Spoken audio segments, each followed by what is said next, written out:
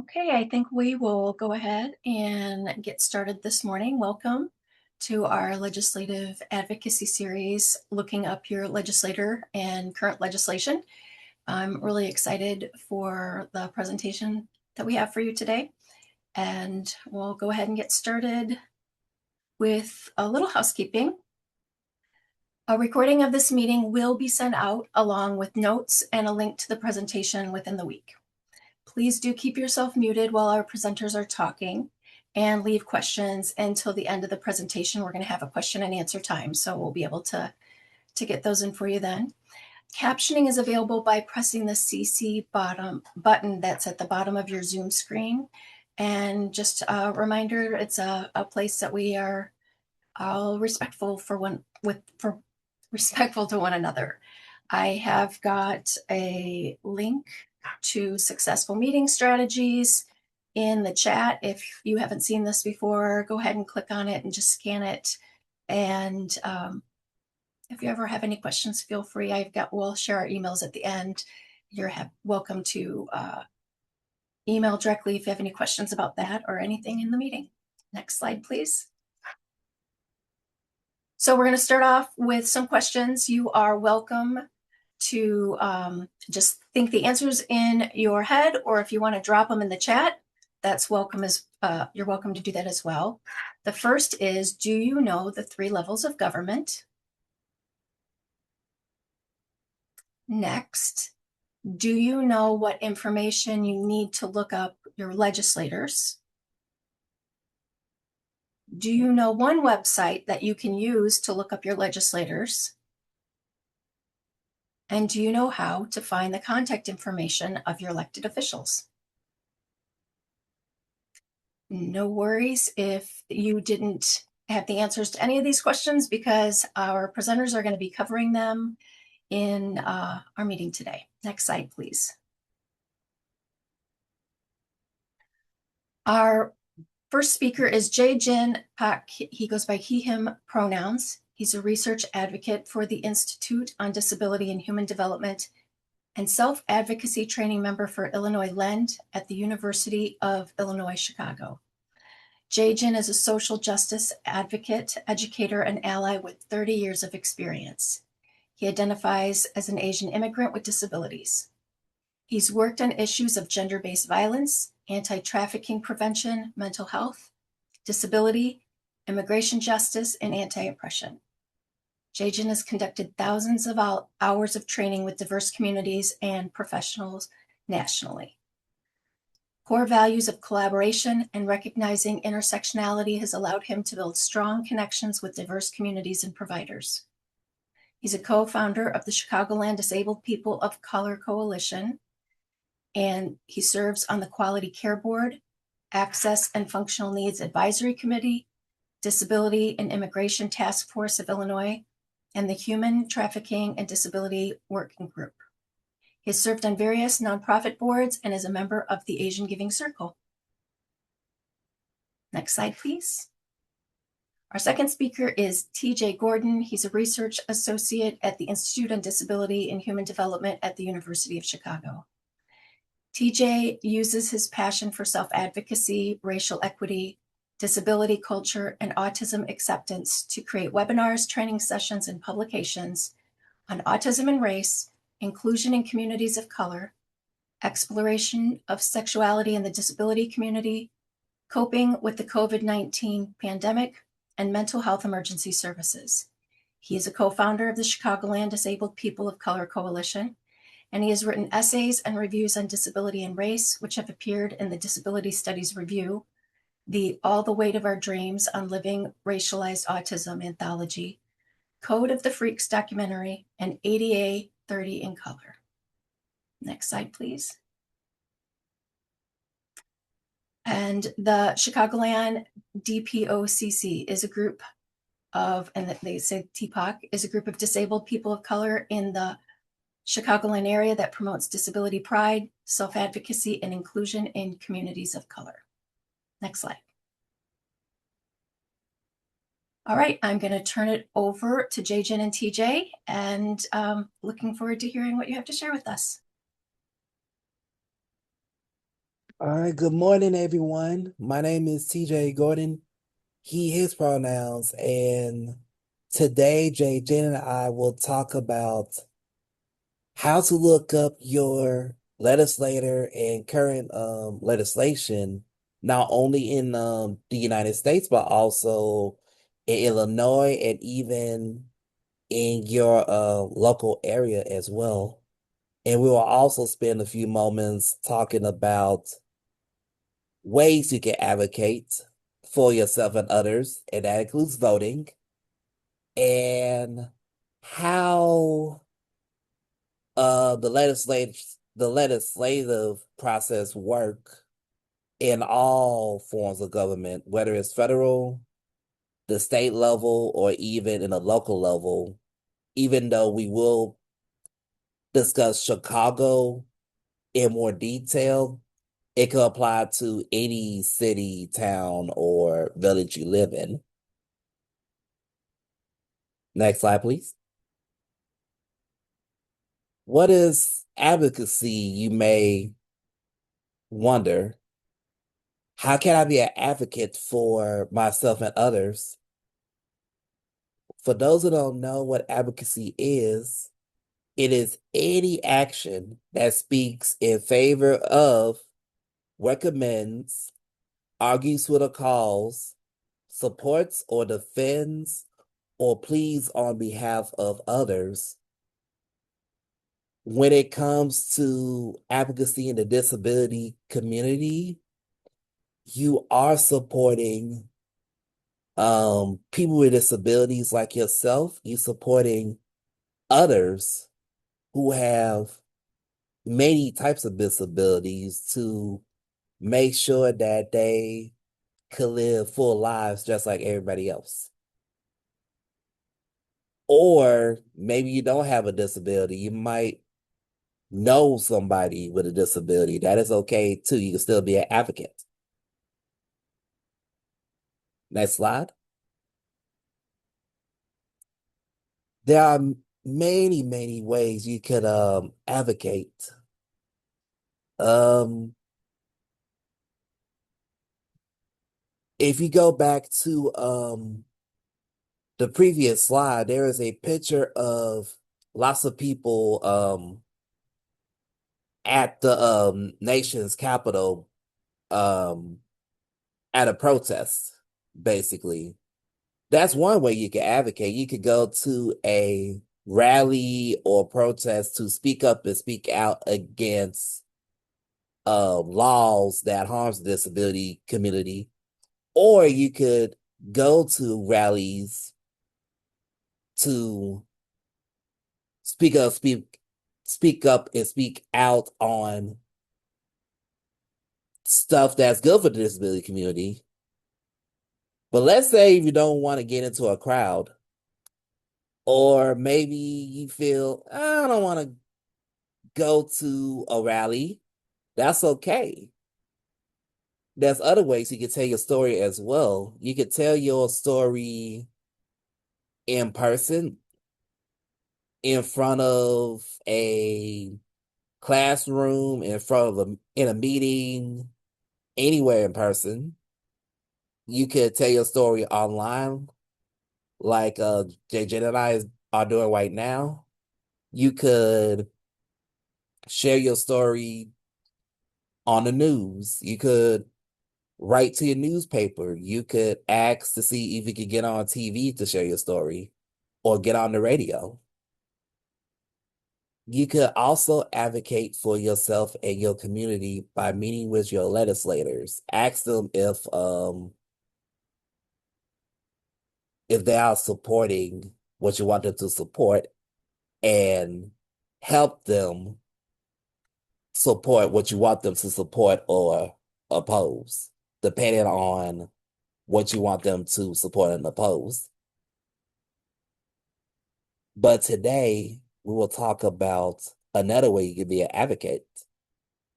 Vote. By voting, you get to choose the person you want to make sure that the laws and things in your community gets done that will support the disability community. By voting, you get to encourage the person in office to make sure that people with disabilities are treated right with respect. Next slide, please. Whether it's the federal government, the state government, or even your local government, we usually have three levels of government that help shapes the laws in the United States or your local area in general. So we will spend time talking about the federal first because it's the big one. It's the level of government we talk about all the time. You have the executive branch, which is made up of the president and their cabinet members or members that help the president out on certain topics like homeland security, treasury, finances, and the army, and more. You also have judges, including the judges in the Supreme Court that interprets the laws. And then you have the people who makes up the laws. They in the legislative branch. In Congress, we have what we call two chambers of legislators. We have the House of Representatives. We currently have 435 representatives representing all the states of the United States. And then we have the Senate, in which every state gets to have two senators representing their state. In our case, Senator Durbin and Senator Duckworth are our two U.S. senators for now. Next slide, please. So another way to look at the branches of government on the federal level is to look at the role each branch the roles each branch plays. The executive branch carry out the laws. They make sure that all the states follow basic federal laws and to make sure that legislative and the judicial branches do their part as well. The judicial branch evaluates the laws. They looking to make sure people are following the laws or to figure out how to address situations where the laws are broken or we may not understand certain laws. The judges helps us look at the laws and how to interpret the laws. And then the legislative branch makes the laws. Now, don't think of the branches of government as one having power over one another. Think of the federal branches of government as three types of entities, three types of groups working together to help run the United States. Think of like a basketball team. You may have different roles, but all the roles play their part to make sure that the team succeeds. It's similar with the three branches of government.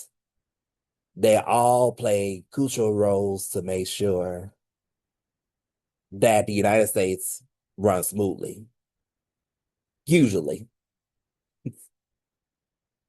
All right, next slide, please. So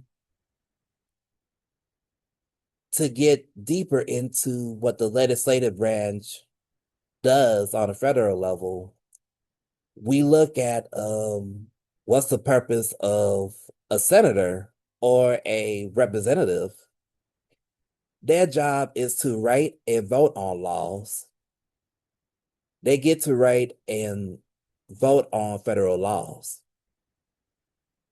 They also get to say yes or no to any presidential nominations for heads of agencies, federal judges, and the Supreme Court. So let's say the president wants a new person to be on the Supreme Court. The Congress people have the power to say yes or no to their nominations. They could also survey and look at the federal budget. They could also make decisions on how to spend the money and where the money could go. And they also have the power to declare war. The president cannot declare war by themselves. They got to get permission from Congress. If Congress says no war, no war. The president cannot make the decision to start war without their permission. Any president, by the way, I'm not just saying one particular president, but any president cannot declare war without the Congress permission or say so. Next is, if we go to the next slide, please. The next slide, we will talk a little bit about the role of the executive branch. So when we talk about the executive branch on the federal level, we usually talk about three types of people. We have the President of the United States. The President of the United States, it's like a king or a queen, but not a king and a queen. Kings and queens or monarchs have total control, but without presidents do not have total control. However, the president is the main representative of the U.S. They're the person that goes out to other countries to represent the United States. Usually, they like the big head figure, or what we call the head of state. The president is also the chief commander of all the armed forces. So the final, whoever gives the orders during war, it all trickles down from the president. And then you also have the vice president who helps the president with being the head of state and commanding the armed forces.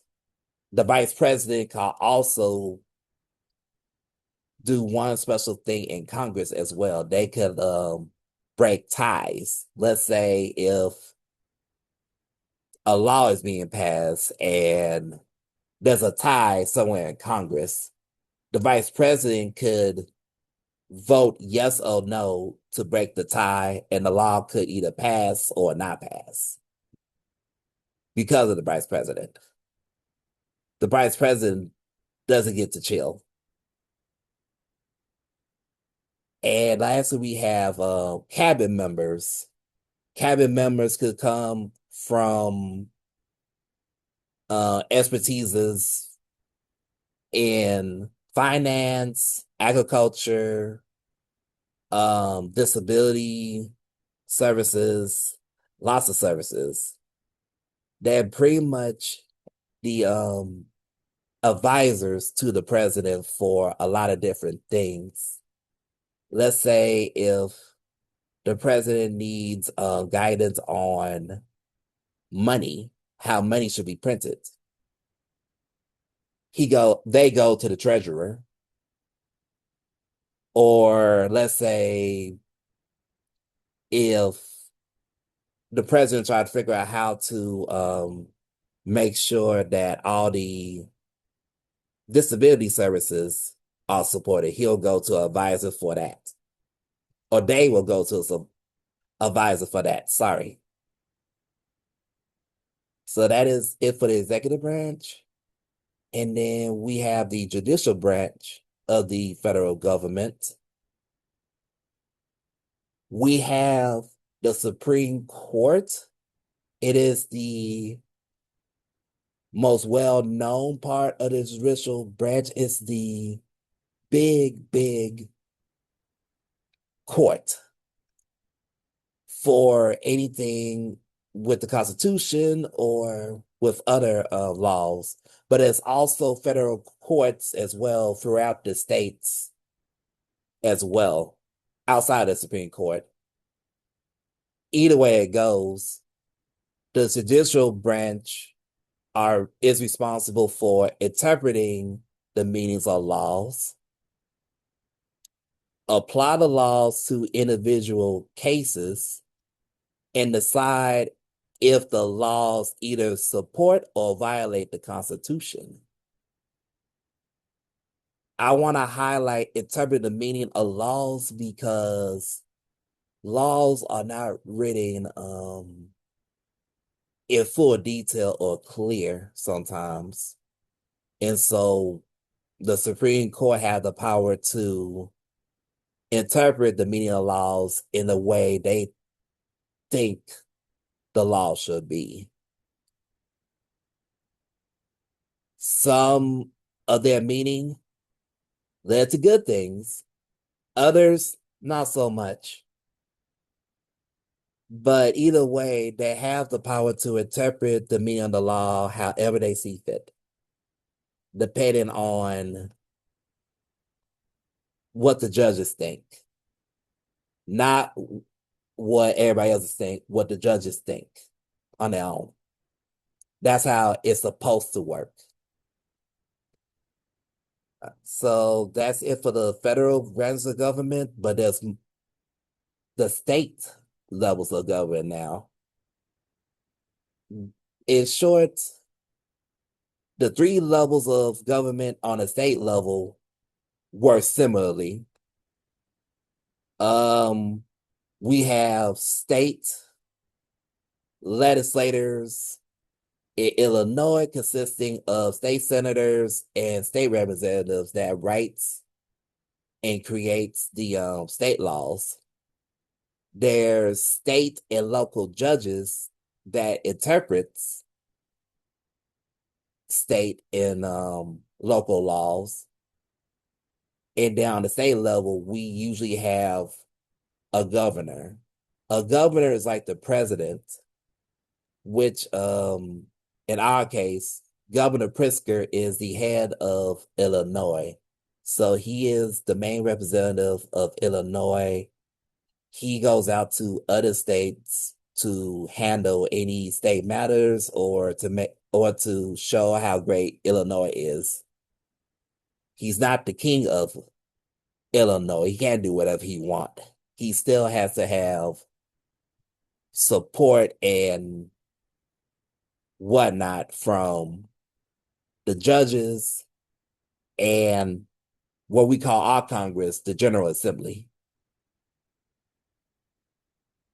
Another thing to note about state governments is states cannot pass laws that conflict with federal laws.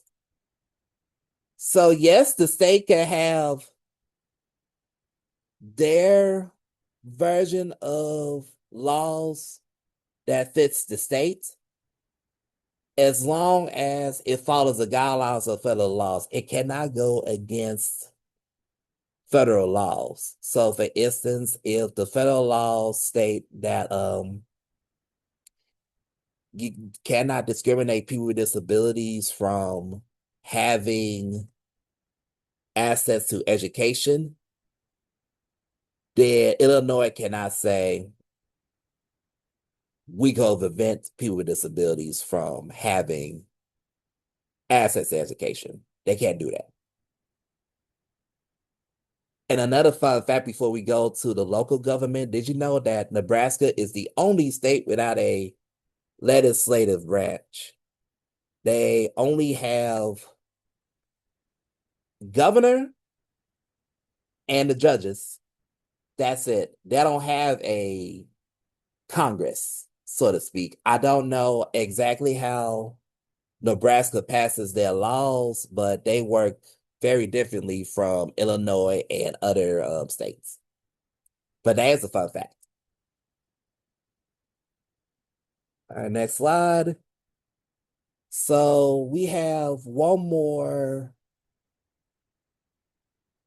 government to go through before we get to talk about all the fun tools you can use to find your local legislators. I will dive into the three levels of local government a little bit. Like the federal government and like the state government, local governments usually have a executive branch, a legislative branch, and then there's a judicial branch where the judicial branch is usually run by the cities themselves or neighboring counties, more likely counties that interprets local laws. Your local government is usually run by a city manager, a president, or a mayor. In Chicago's case, it is run by Mayor Brandon Johnson. And for those who are listening, just like a president or a governor, a mayor or a city manager or the head of the executive branch of a local government is not the king or queen of a city. No, they're not. They don't get to run everything. However, they are the big representatives of your local area.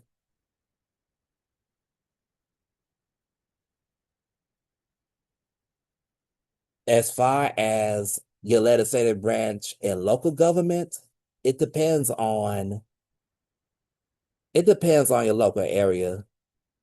But to talk about Chicago's legislative branch works like this. We have what we call a city council where there's there is an elected official from each ward or neighborhood within the city, and we call those people alder people or aldermen or alderwomen in Chicago. So one neighborhood in Chicago may have an alderman in your neighborhood or ward. You might have another one. We have, I believe, 77. No, I forgot how many aldermen. I think we have 40 something aldermen in Chicago. But those aldermen help shape the laws of Chicago, just like whoever your legislative people in your town or city help makes the laws for your city, town, etc. Dane mentioned Nebraska has a legislative branch. They just only have one house.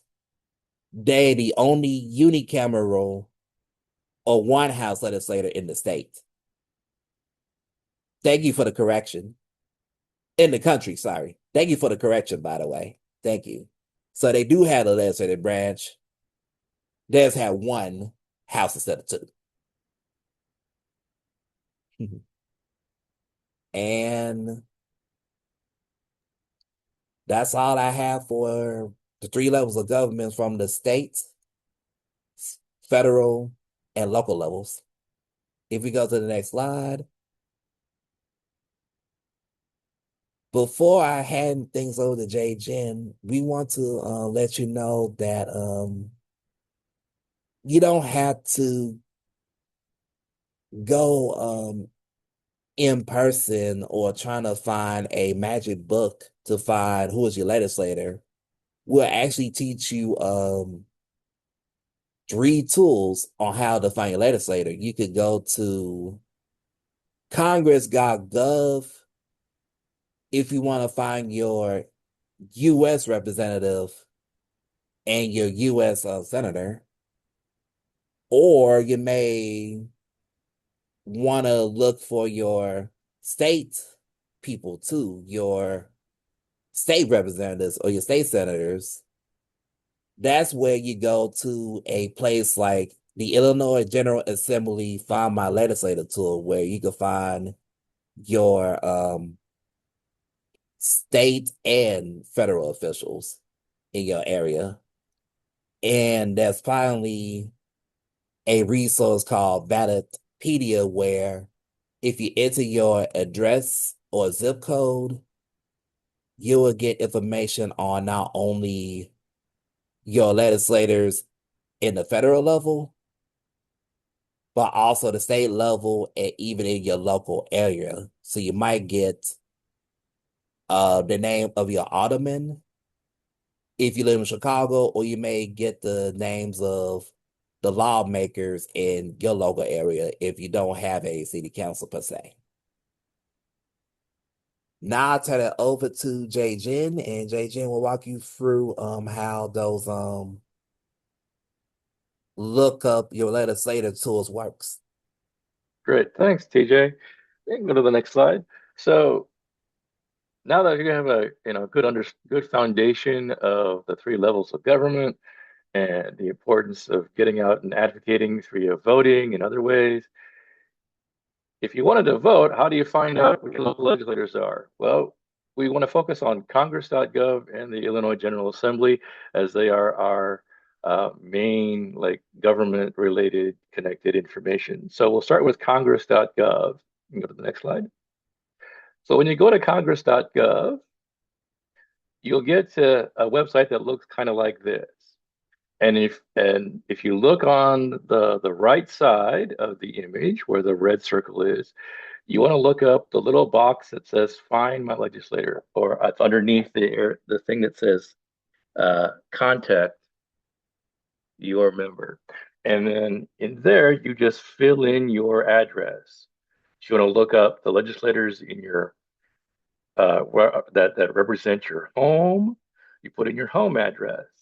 If you want to look up a legislator that represents where you work, you can put in your work address.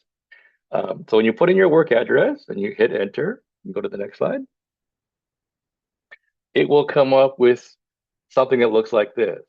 It will show little pictures and information of your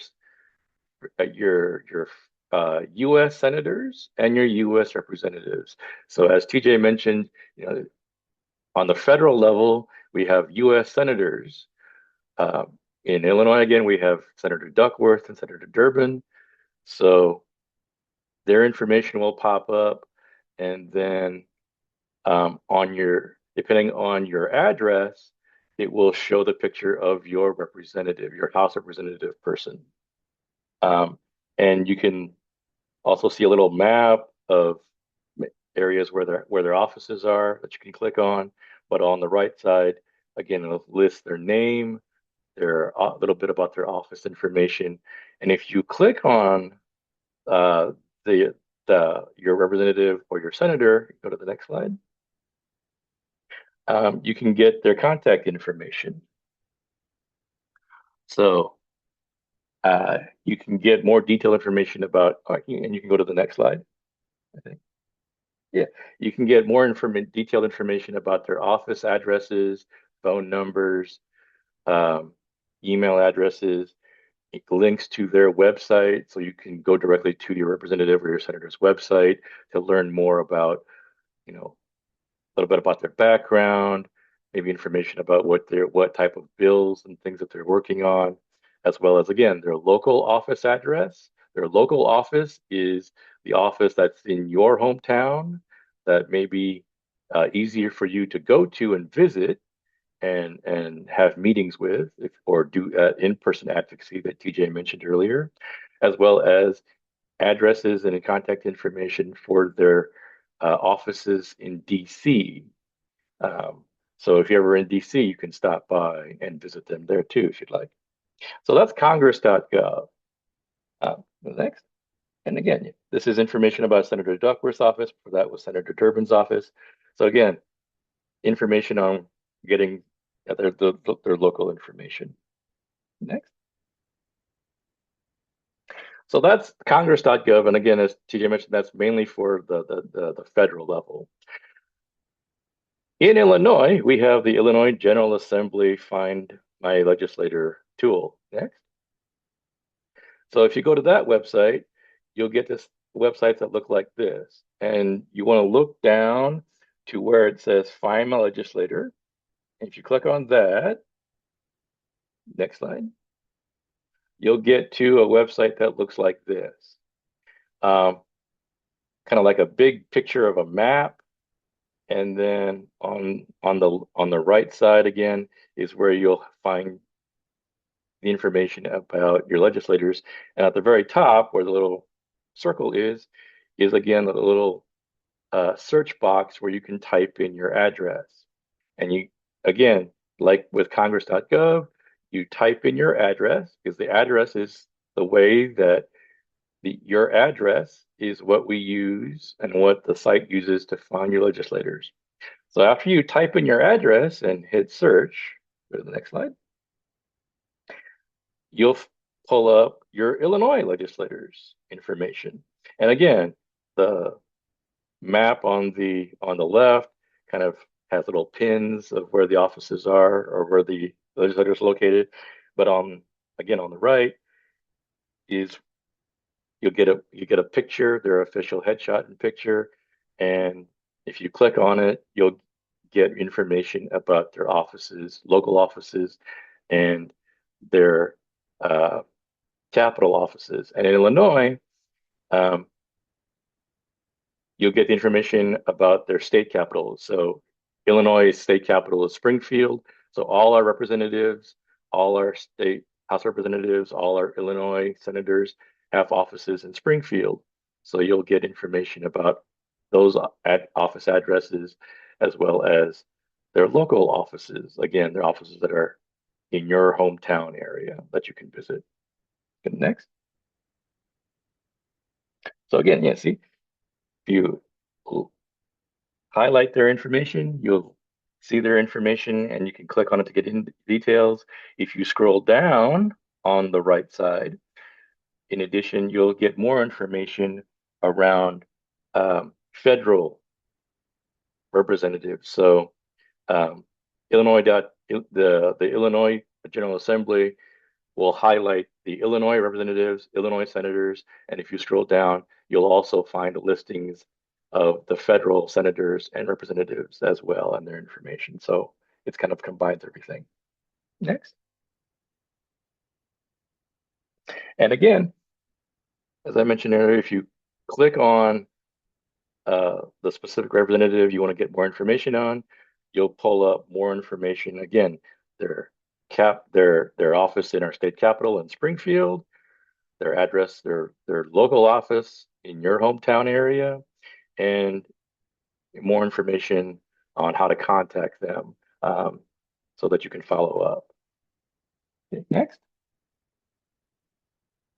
So that's a quick look of the two main tools, congress.gov and the Illinois General Assembly.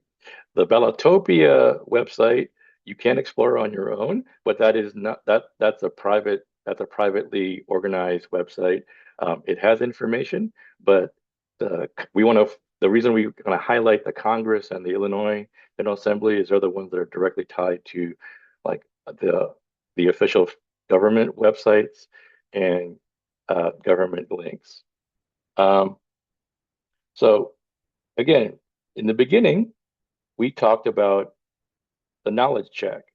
So again, just going to revisit these questions that we did at the beginning.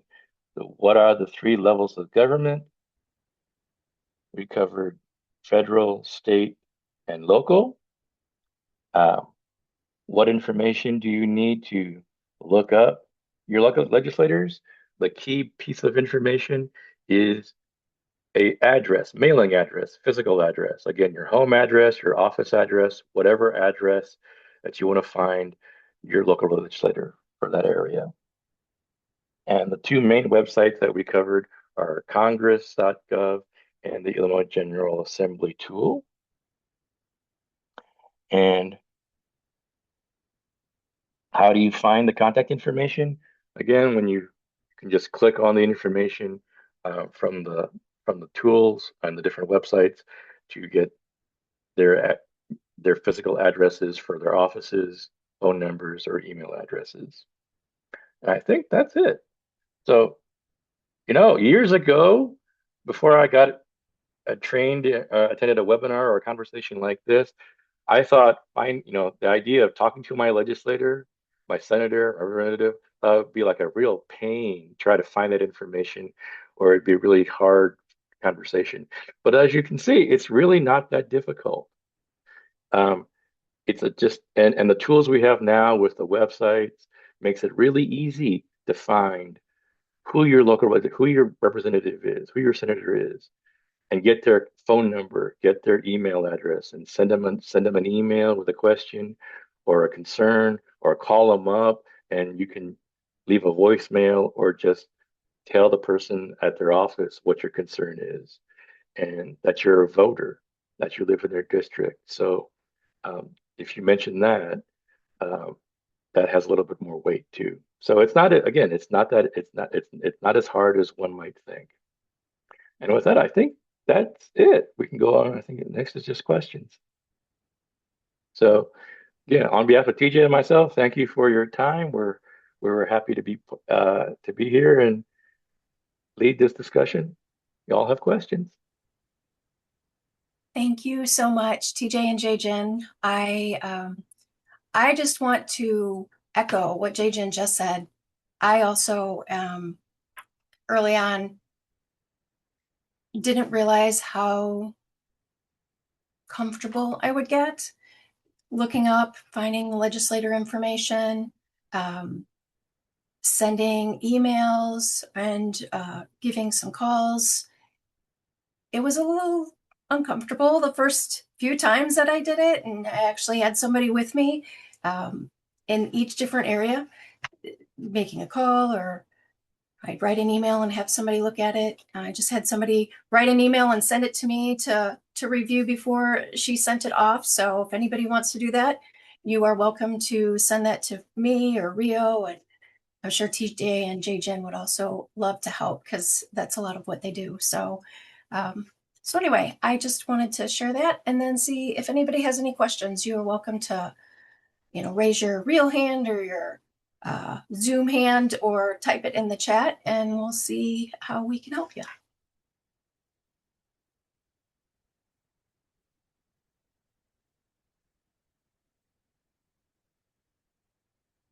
I also do want to mention that we shared the Ballotpedia information in the chat, so you can use that to find who represents you and then get a lot of other information as well. Bob. Hey, dude, I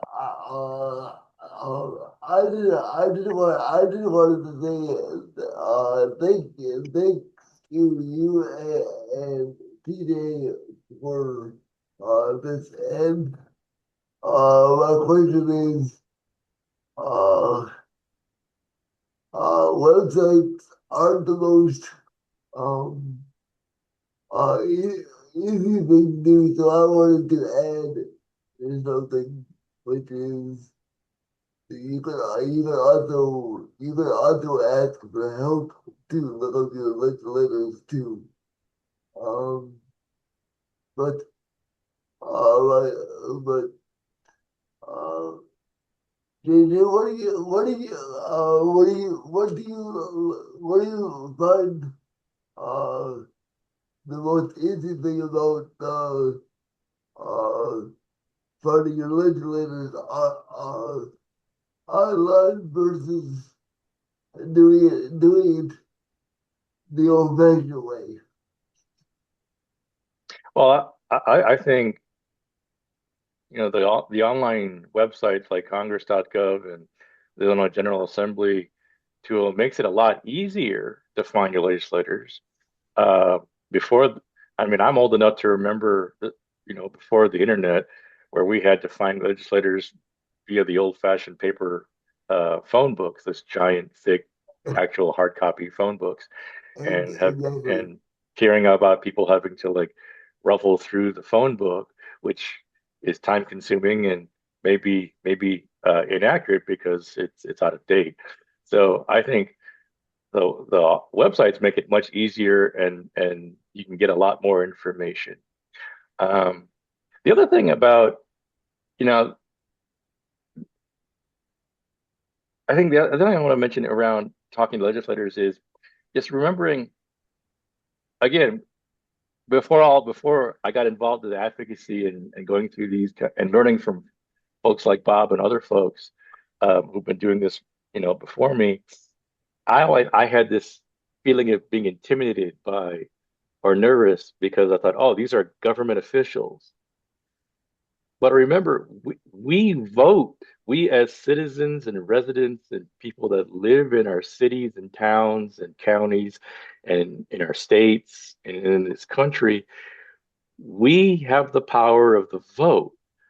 So we elect all our public officials, our mayors, our in many cases our city councils, our governors, our state legislators, our state representatives, our federal senators, and our federal representatives, and our U.S. president.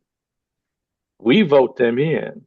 So in essence, when mentors told really helped me understand they work for me, that helped myself kind of remove some of that anxiety because in some ways I have a right to question my employee and share my concerns or question things because I vote for them or they're supposed to represent my needs. So if that's helpful, think to kind of remove some of that nervousness. Uh, think about that if that's helpful. To this, TJ speaking, to add to what Jajan mentioned, I think the other powerful thing about looking for legislators online, let's say if you didn't vote for that person, we still want to know who that person is. Mm. Finding their information is important because now you can use the information to pay the person a visit in person or virtually. You can also do some further research on what they stand for. You might be surprised. They might be Mhm. on your side after all, just because they represent a different party from yours doesn't mean that they don't represent your ideals. They just maybe represent another party, but they still for disability rights. Or maybe they deep down want to support the disability community, but they don't know how. So finding that information online could further help with basically creating a moment where you advocate for yourselves and others. And a great way to do that is just to get to know the legislator more and figuring out which of their ideals or whatnot can align with yours to influence them to support a thing that you want them to support, or maybe say no to a thing that you don't want to happen. All it takes is giving them a reason to do what you want them to do. TJ, I want to highlight what you just said because I've heard from legislators and their staffers, primarily their staffers, that sometimes there's things that our elected officials want to do, but they're not supposed to just go rogue and do what they want. They represent us. And so the more they hear from us, then the more they have just backing they can go back and not just say, this is what I think, this is what my constituents think, this is what they want me to do. And that can be even more important if maybe your legislator is somebody that you maybe don't vote for their party, but they still have a vested interest in you being a constituent, because once they're in that office, they're all of our representatives. And and a lot of people do. It's disability is a very cross party topic, so Hmm. that's an important thing to remember. Don't assume that somebody doesn't have similar values, because you never know if they may have hidden disabilities or a family member or somebody they care about. I see two things I've got in the chat. Amber Williams says the legislators have staff whose whole job is to take message and communicate constituents' concerns to the legislators, which is to say they are ready and waiting to hear from each of us. And I happen to know that Amber avails herself to that. She calls a lot and they listen, and they've gotten to know who she is. And then we've got, looks like Rio has their hand raised to Yeah, share. hi. I just wanted to make sure that we highlight what TJ said previously in the presentation as well. TJ said in some years, your federal, state, or local districts may change due to redistricting or gerrymandering. Basically, you would live in a different district than years before if your federal, state, or local government changes which district you're in. That's why it's also important to use the tools to find your legislator so that you can know which district to vote in every year slash voting period. This is TJ speaking. Do not ask us how redistricting or gerrymandering works, because that within itself is a long explanation. And we might even get into ethical concerns we can't really cover today. But it is a big deal. So I think that's another reason why, as Rio mentioned, it's important to look up your legislators, because yes, you may live in the same address, but you might have a different set of legislators. Mm-hmm. A year, a You know few what? years from now. You know what? It is our legislators' job not only to represent us and maybe support us with different challenges we come across, but to explain policy to us and procedures. So if that's something you're interested in, give them a ring, and their staffers can share what they know about it. So I Mm-hmm. have one more question. Do you look it up every time you need to talk to somebody, or do you have a way that you keep all of your legislators, like in your phone, or you have a Yes, document? How do you keep that organized? we do a combination of all of the above. We will look up our legislators using the tools ourselves. We also um, save emails from the staffers we talk to, or even the legislators directly. And I believe we do have like a database of people we talked to in the past, or who have supported us in the past, or who we want to target. I think with in the case of what we do at UIC, I think we have been blessed that our our federal legislators pretty much been the same for at least 10 years. So we have Mm. a working relationship with both the senators and our U.S. representative, which is Representative Davis. And Thank you know, you.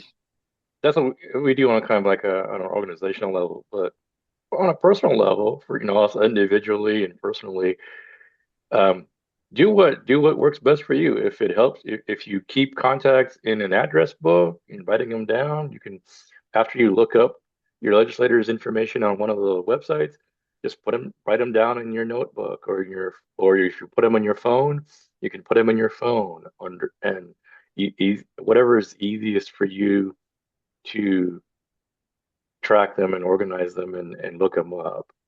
I personally keep them on in my phone, as well as kind of bookmark their website so I can easily go back to them. So Yep. it's kind of up to Thank you you. individually. Yes, and also I know we at time, but I'll make it brief. Another way to connect with legislators, work with them on their campaign, or if they have any opportunities to have town halls, or if they invite you to certain committees, take advantage. That's another way to connect with legislators as well. I've Mm-hmm. been grateful that Mayor Johnson's office had invited me to